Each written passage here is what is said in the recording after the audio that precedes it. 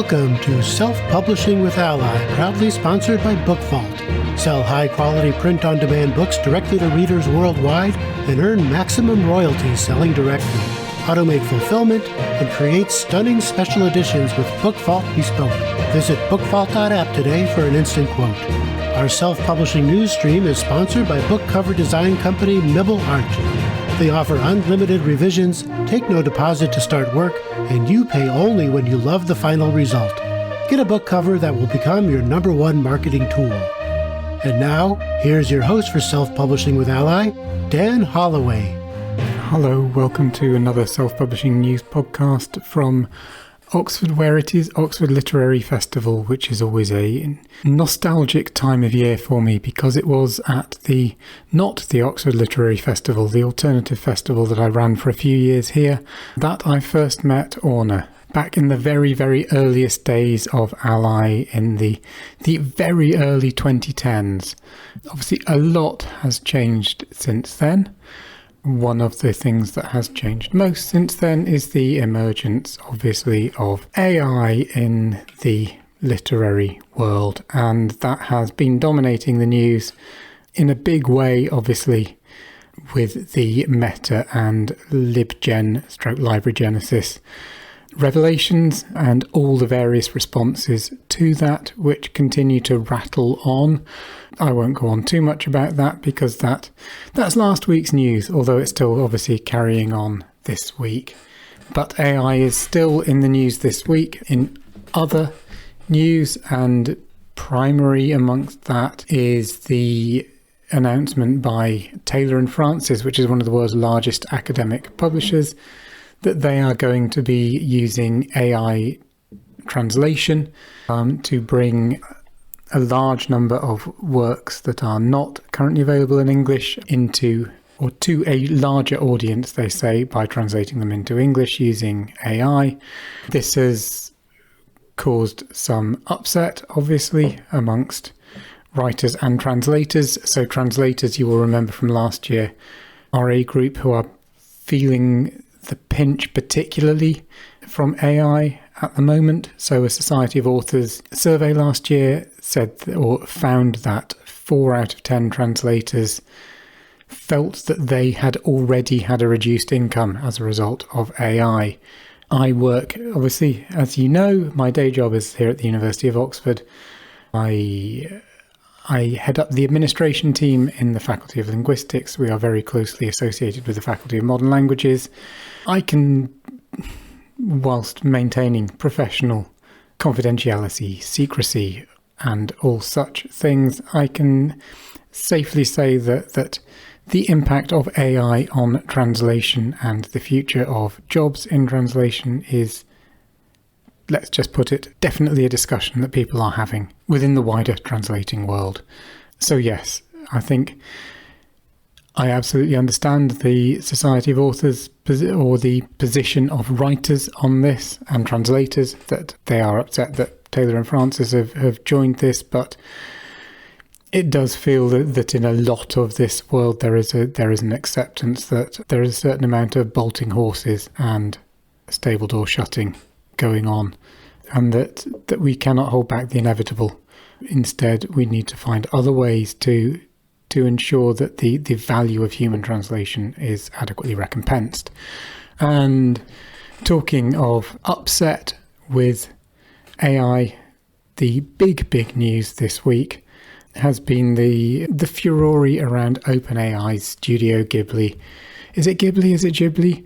Apologies, I ought to know, being someone who has a large foot in the cinematic fan camp, I should really know. I'll call it Studio Ghibli. You please do tell me I'm wrong. The filter that OpenAI have developed that will enable you to take a picture and develop a Studio Ghibli-esque image from it, complete with beautiful washy backgrounds and cute characterization. And of course the question has arisen, how were they able to do this? Presumably, in order to produce this, they must have trained things on Studio Ghibli images that they almost certainly didn't have the copyright to. Interestingly, reading the TechCrunch report on this, it is clear that the legal position is that in the style of functions, are not in themselves breaches of copyright. That doesn't, of course, mean to say that how firms came to be able to produce in the style of things is entirely within the bounds of existing copyright law. But it is something that has caused a lot of controversy amongst artists and writers. A lot of them are just saying I've seen people saying, why bother producing anything original anymore when it's just going to be snapped up and used to produce slop, I believe is the technical term, that replicates it using AI. So this is sort of almost proven one of the existential moments for the creative community around AI, with lots of people seeming to question their purpose as artists and writers. I am an optimist, so I'm both neither a technophobe. I'm not one of what Mark Williams delightfully calls the Luddite fringe. I love Mark dearly, and I love his turn of phrase. I'm not sure I think of them as a Luddite fringe myself, but I am not one of that group who is vehemently anti-AI.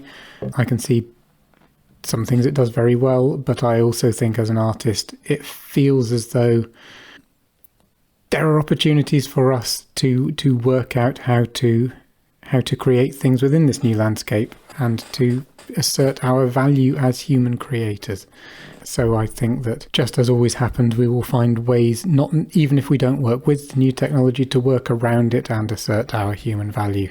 So anyway, that's my contribution to the existential debate. I will sign off the AI for now and move on to a decidedly sad story for anyone who grew up in an era when I did, and that is the disappearance from the high street of the W.H. Smith brand. So this is one of the large UK retailers. It has sold its 480 high street stores, and this matters because in 2016 W.H. Smith was Book Retailer of the Year.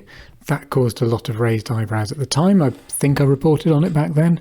People were unhappy because, what's a big box retailer doing getting into books? They know nothing about books. But actually, Smith's brought millions of people into contact with books, specifically through the Richard and Judy Book Club, which was basically responsible for getting a whole generation and more of people reading together and seeing the value of books in people's lives and the social value of books and book clubs.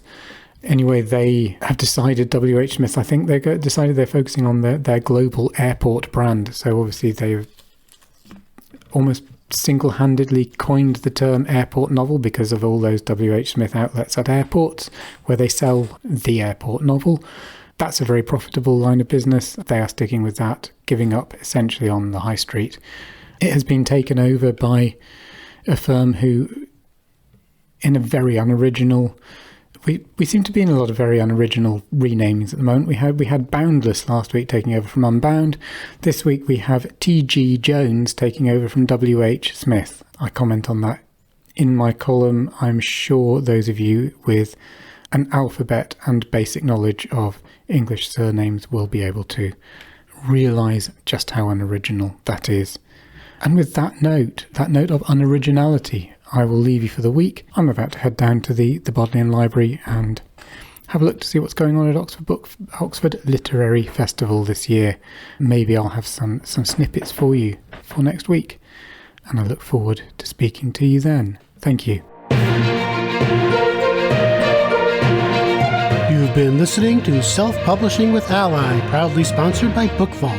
Sell high-quality print-on-demand books directly to readers worldwide and earn maximum royalties selling directly. Automate fulfillment and create stunning special editions with Book Vault Bespoke. Visit bookvault.app today for an instant quote. Our self-publishing news stream is sponsored by book cover company Nibble Art. They offer unlimited revisions, take no deposit to start work, and you pay only when you love the final result. Get a book cover that will become your #1 marketing tool. And if you haven't already, we invite you to join our association and become a self-publishing ally. You can do that at allianceindependentauthors.org.